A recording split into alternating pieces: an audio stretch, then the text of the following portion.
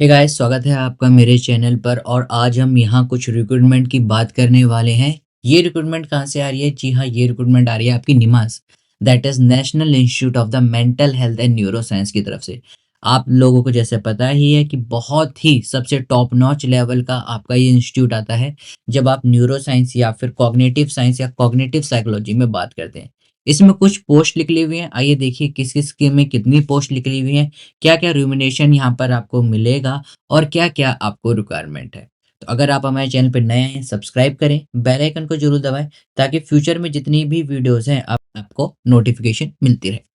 तो आइए देखते हैं, सबसे पहले जो आपकी पोस्ट निकल रही है इसमें बात करते हैं। ये जो आपकी सारी पोस्ट हैं ये सिर्फ़ और सिर्फ़ कॉन्ट्रैक्चुअल बेसिस पर है। इस चीज़ का भी आपको यहाँ पर याद रखना है। तो पोस्ट की बात करते हैं, सबसे पहली पोस्ट निकली हुई है आपकी project technical support third cognitive science के लिए यहाँ पर पोस्ट का नाम रखा गया है।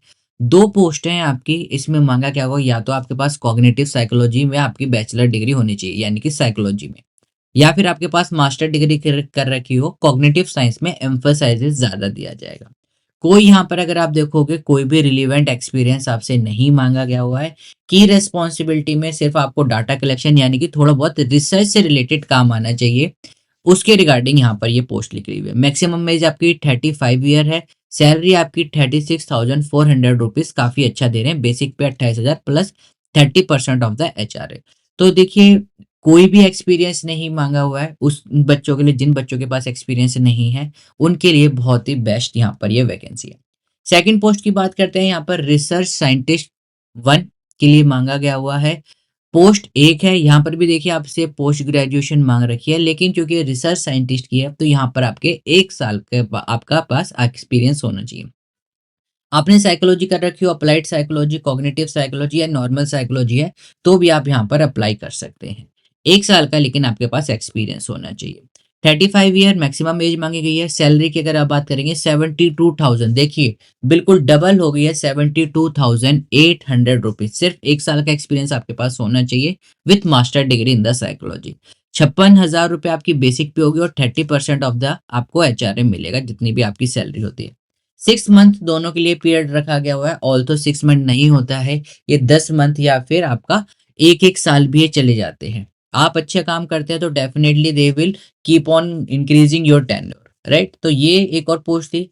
फिर लास्ट पोस्ट की अगर हम यहाँ पर बात करें तो यहाँ पर प्रोजेक्ट रिसर्च साइंटिस्ट लेवल 2 पे अगर आप देख सकते हैं वो जॉब निकल रखी है।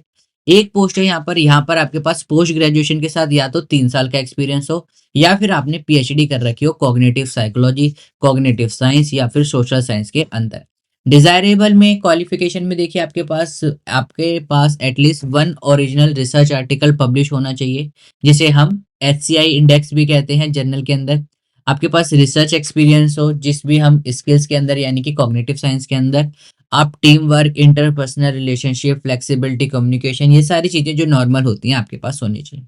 मैक्सिमम एज यहाँ पर आपकी 40 ईयर्स है। सैलरी की अगर हम बात करें 87,100 रुपीज यहाँ पर दे रहे हैं। बेसिक पे आपकी 67,000 रुपए रहेगी। पीरियड सबका 6 मंथ है, जो कि मैं आपको बता चुका हूँ 8 महीने या 10 महीने, कई कई बार 1 साल तक एक्सटेंड हो जाता है।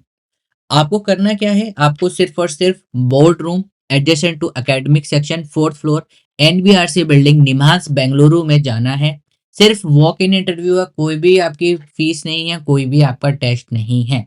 ध्यान रखिए, कोई भी डीए या टीए आपको प्रोवाइड नहीं कराया जाएगा, सिर्फ और सिर्फ रिटन टेस्ट या फिर स्किल टेस्ट या इंटरव्यू के लिए आपको अपने ही पैसों से वहां जाना होगा अगर आप कहीं दूसरे स्टेट से आ रहे हैं, right? NOC from the principal investigator is required it working in a project. अगर आप किसी और प्रोजेक्ट में काम कर रहे हैं तो नो ऑब्जेक्शन सर्टिफिकेट आपको जो प्रिंसिपल इन्वेस्टिगेटर है आपसे उसको लिखवा कर लाना पड़ेगा।